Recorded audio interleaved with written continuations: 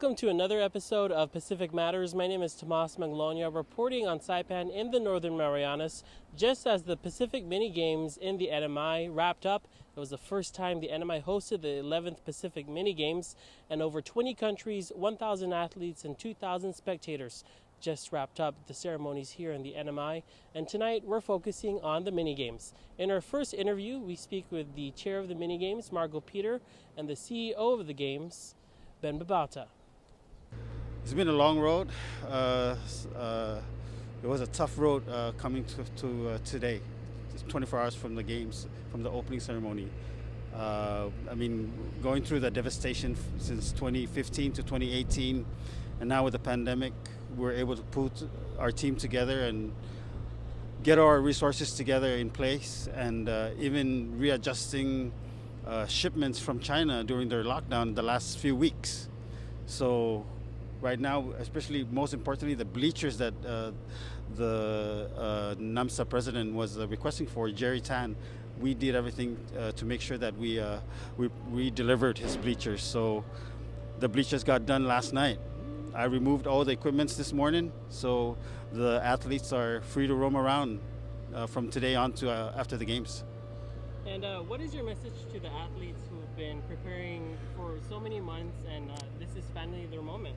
Yeah, I'm so excited. Since the first day, since last two Sundays ago, that when some of the officials started arriving, it started giving me goosebumps every day. And then now that we finally have most of close to about 90% of our athletes, especially with the team from Tahiti and Solomon. Solomon athletes, it was a hard road coming over with trying to deal with FAA and the CBP, but through the coordination of our director up at the CBP, Mr. Jeff Hofschneider, we were able to pull through and have our athletes from Fiji, New Caledonia, and especially Solomon and the rest of the other countries to make it to Saipan. And I'm so excited. And I just want to let them know they have a few more days to rest. Actually, we have our baseball game tonight with our families from Guam, but they're coming to.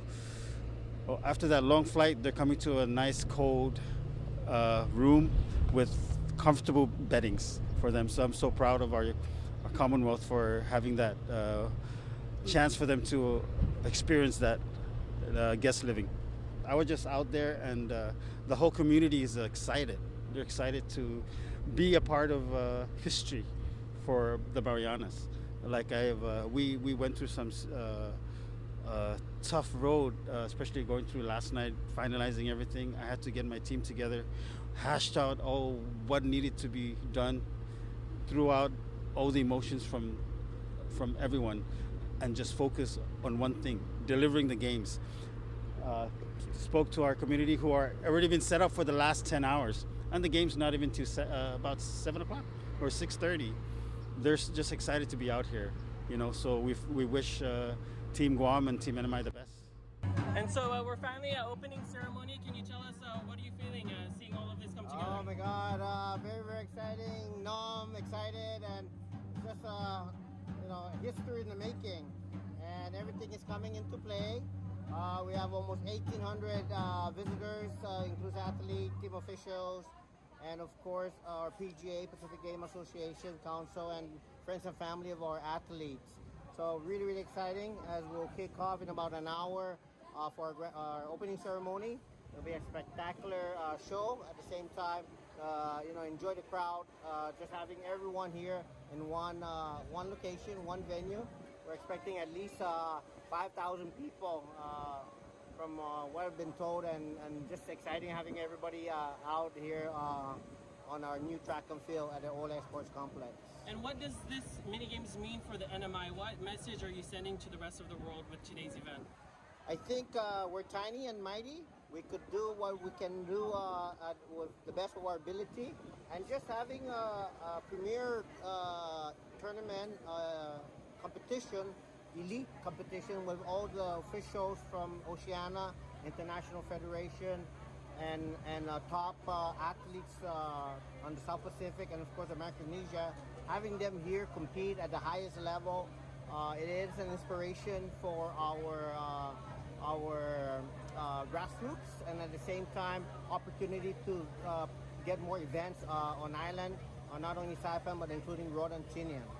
Thank you so much to the chair and CEO for their time and comments. Don't go away, because when we come back, we check in with 3 teams from 3 different countries.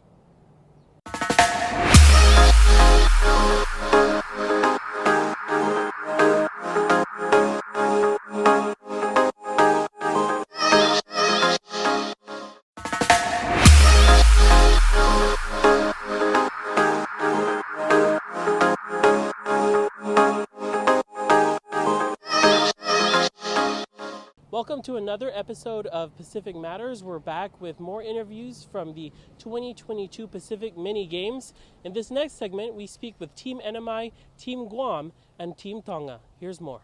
What are you feeling ahead of holding the first flag here as the NMI hosts the games? It's a great honor. First of all, 55 years old, being an athlete and having the honor of just carrying the flag for the CNMI is great. So yeah, it was a nice surprise. Yeah, they were talking a little bit about another topic, and I wasn't sure what it was, but when they announced the flag bearers, the male athlete of the year, me and the female athlete of the year, were going to be the dual flag bearers. It was a great honor. So yeah, so we're only limited to 9 sports, and I know, like, especially the track and field, starting over a year ago, when we started training, I mean, we were training here in the water. I'm in the VAA team. Badminton was training, weightlifting was training. So it was really difficult. It was nice to see the Northern Mariana Sports Association get together and build and get the facilities up to par for these athletes. And it's a great honor. Even us seeing all the great countries. For us, it's VAA, it's Tahiti, Outrigger Canoe. They're the #1 team, and of course, right up there with them is Papua New Guinea and New Caledonia and all those other great teams. If you look at the average height, there's 6 some. Our average height is like a little bit under 6, but yeah, it's nice to challenge the best and go against them. So it's nice to see those type of athletes here in our ocean. Yeah. And last question, what does it feel? What's your mindset heading into the games now that it's officially starting? Do our best. We train. It doesn't matter. This is our home local court. We have the local advantage, but it doesn't matter. I can speak for VAA. We train really hard, and I've seen the athletes in other sports, to include weightlifting and badminton. They've trained really hard, and then I've heard some of the names that are coming down. There are some #1 athletes from on those parts coming down. So we look forward to the challenge, and I'm sure we'll do well. Yeah, I'm sure we'll do really well. Yeah, Hiko Fungawaka. I'm the safety machine for Team Tonga. There are 6. Only the athletes, but the rest of the officials, we got 4. So altogether 16 delegates come from Tonga, and only 3 sports participated. Those sports are tennis and weightlifting and also athletics. And what was the journey like coming here to Saipan? Oh, it's a very difficult journey. Because the way how we come to Saipan, only me come from Tonga. I came from Tonga to Auckland, and I came together with the tennis team from Auckland to Fiji, Nanti, because we included in their charter, and we came by charter from Nanti to Saipan. The rest of the teams, the athletics teams, they went straight to Brisbane for the Oceania competition there, and from there they came straight to Saipan. And how many hours of travel then was that? Man, it's going to take, for the charter flight, 6 hours from Nandi to Saipan. But from Auckland to Fiji, it's almost 3 hours. And so how are you feeling now, just one day away from the games? What I feel now is everything is all good, it's okay, according to the people here and the way how they look after us. And also we stay at a hotel, good food, and we appreciate what they are doing to us. And we feel happy before we continue on with the games. And can you tell us, because Tonga also just went through its volcanic eruption, right? There was a volcanic eruption there. Is that something that's impacting the team or has impacted the team? Yes. I think that's it's very important to say here that we came in a hard time from the volcanic eruptions, because sometimes we thought that we can't come because of the financial things and the things happening in the country. But we did our best to bring our teams to compete at the mini games, and we came, and everything is okay now. And what is the goal? What is the strategy for the mini games for your team? We're looking for gold because during the Oceania last 2 weeks, our shot put girl, she got a gold medal, and we are expecting to have another gold medal here at the mini games. And we do also have some very good tennis players and weightlifters, so we are expecting to have some more goals to return to the Kingdom of Tonga. Hi, my name is Michelle Pang, and I am the head coach for Guam Tennis for the men's and the women's team. All right. So how's it been? It's been almost halfway through the games. How's Team Guam Tennis faring? It's been long. We've been at the courts almost 8 to 10 hours every day since last Thursday. Mentally and physically, our players are definitely getting pushed to their limits. But we prepared for this. We trained for this. And by far, this is, I think, one of our best performances for Team Guam. We have all our doubles events in the quarterfinals. We had a lot of our players make it past the first round for the individual singles event. And we also had our mixed doubles make it past the first round for their mixed doubles event. And what is the morale of the team now heading into this new week? I have such a young team, so I really thought it would be difficult just to get everybody going, especially after our long days. But the team's been fantastic. They've been pumping each other up, supporting each other, and they've just been out here every day. Even if they don't have matches, they're out here supporting one another. So it's can't ask for a better team. And what is it like meeting the other teams competing against the other countries here? It's great. I used to compete in these games, and it's just to see everybody again after how many years has been great. And we kind of really see the level of the players at the Pacific. And Team Guam, we're right there. We're not too far from them, and it's something to go back home to and to know what we need to do to get to that next level, to get them playing where we can compete with them at even a higher level. And what games did you compete in? Oh my goodness gracious! So I have competed. I think I can't remember. 2000. It was a couple years ago. I did compete in one of the Pacific Games, what it was called South Pacific Games. So that was a couple years back. I've done all the micro games and stuff like that on Guam, and then so it's been a while. My memory is not great with the years. No problem. And thank you so much. Is there anything else you want to add about the game so far?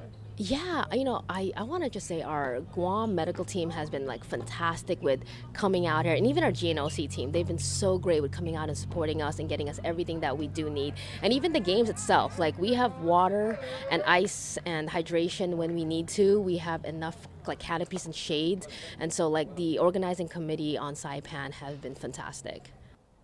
Thank you so much to Team NMI, Team Guam, and Team Tonga for their time.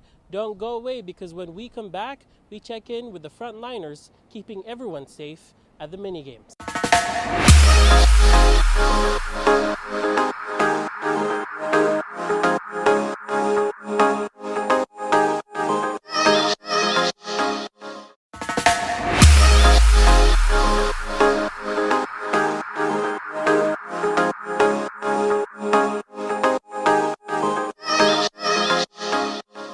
Welcome back to this episode of Pacific Matters. In our next story, we speak with Public Health on Saipan and the frontliners keeping the community safe amid one of the biggest events since the pandemic began. At the start of the Northern Marianas Pacific Minigames, first responders carried the ceremonial flag in honor of their efforts to keep the Pacific safe in this pandemic.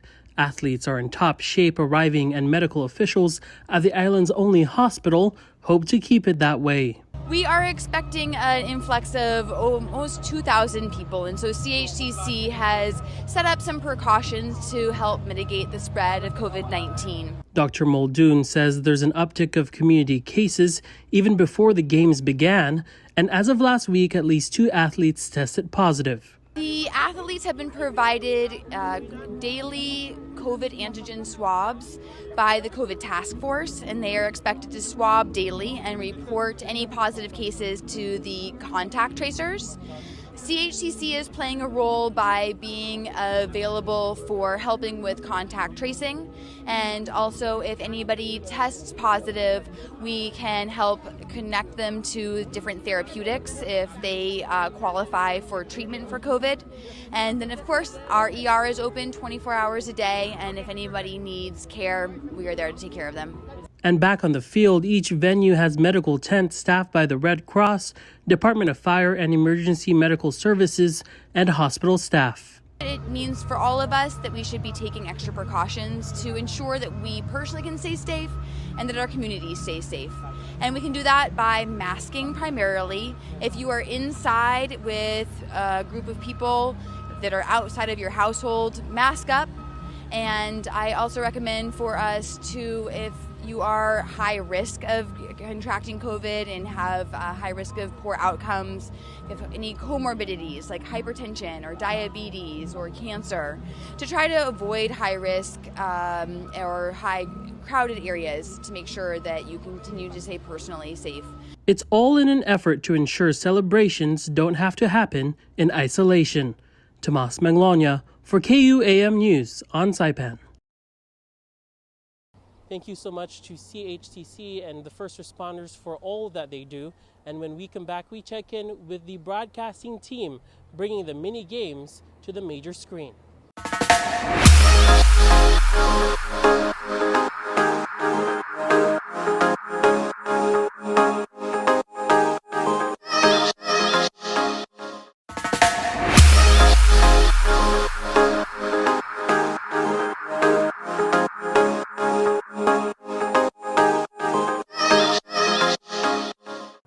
And in our last segment, we speak with Dr. Galvin De Leon Guerrero, who's the executive producer of the 2022 Pacific Mini Games. He tells us what exactly it takes to bring these games to the international audience. So I am the executive producer for broadcasting and media, although we've kind of farmed off media to Mr. Frankie Lipsico and the ONOC team. So I'm in charge of whatever highlights you see or whatever live streams you see, that's our team. All right, can you tell us about the team? How many people, how many cameras, kind of just the details of that? Oh, I've kind of lost count. I just know that we're covering 9 sports, 11 venues, dozens of events, hundreds of athletes, thousands of officials and spectators, and I honestly lost track of how many cameras we're working with. We have about 60 volunteers, and they're scattered into different shifts across the different venues.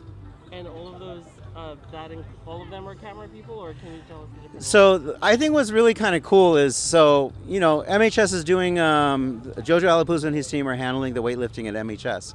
So, and NMC and MHS have a long history of doing live streams. But it's one thing to do a live stream for one event, but to cover this many events at this magnitude is mind-boggling. So what we had to do was train all the volunteers. And I think the really cool thing is that a week before the games, many of these volunteers, a majority of them, had never touched a camera before. Now they're operating high-end, high-def cameras, they're operating video switchboards, they're operating streaming software, graphic overlays, and they learned all of this within a week's time. I'm really proud of them. And so what does it take to put on something like this? Have you produced an event of this size before? I've done a lot of theatrical and film and live productions, but never, and this is my biggest production ever. And I myself did not fully comprehend the magnitude of it until we were in the thick of it. And just like to have teams running simultaneous work across the Northern Marianas, it's a logistical challenge to begin with, but more importantly, it's been a process of training them on how to do it and how to adapt. Because there's 1 week of training is not going to prepare you for everything, right? So being in touch with them, communicating with them, troubleshooting, helping them respond, adapt, and innovate, they've been amazing. And can you just tell us too what it means for you to to put on this type of event for an international audience. Has that sunk in yet to you that people from around the globe are relying on your team to watch the games because not everyone can make it here, right? Yeah, initially we were excited because this was an opportunity to really showcase the Northern Marianas, right? To showcase the beauty of our islands, the beauty of our people, and just what we can do. But it's really, we've transcended that, and whether we're listening to the national anthem for PNG when they win a gold medal, or we're interviewing people and having to translate into French, or just kind of seeing all the athletes and all the officials get excited, it's kind of alerted us to how internationally important this is. I think it's so wonderful that we're able to bring this story to the entire Pacific. And I'll have to confirm this, but what I'm hearing is that we may be breaking records in terms of the number of live streams that are running for this event, because we're covering maybe 80% of the events. And it's reassuring when we hear that someone from France is tuning in to watch the sport, or family members from Texas, So for us to be able to bring this story to them, this magic to them, has been very rewarding. And so at any given time, there could be how many live streams going on? Oh gosh, right now I think there are 8 live streams going. Yeah, I think. Okay. And your 60 volunteers, those range in age from high schoolers to... We've got high schoolers, we've got education professionals in their 50s, and everyone's been excited about it. It's really been very humbling to work with all of them. Is there anything else you want to add about just the production and that side of, there seems to be it's your own sport happening, behind the scenes here as well, trying to keep up with the athletes. So, is there anything else you want to add? Well, just 2 things. One, we really appreciate the support of the Oceanic National Olympic Committee and the Pacific Games Council and Oceania Athletics. All the guidance they've given us and support, and of course the support of the Games Operating Committee with Marco Peters, the chairman, and CEO Ben. We couldn't have done it without their support. And second thing is, I just got to give a lot of love to Team NMC. And also our partners at MHS, I'm afraid I'm going to miss someone, our partners in IT&E, the Governor's Office of Information Technology, and everyone, the volunteers, just stepping up in a big way to bring this magic to the world. It's been, I'm very proud and humbled by everyone's work. And those are extended interviews from the 2022 Pacific Mini Games. If you want to see our full coverage, you can go to YouTube at KUAM News and check the Pacific Mini Games playlist. And as always, you can visit KUAM.com for our latest stories. Thank you so much, and we will see you right here next week.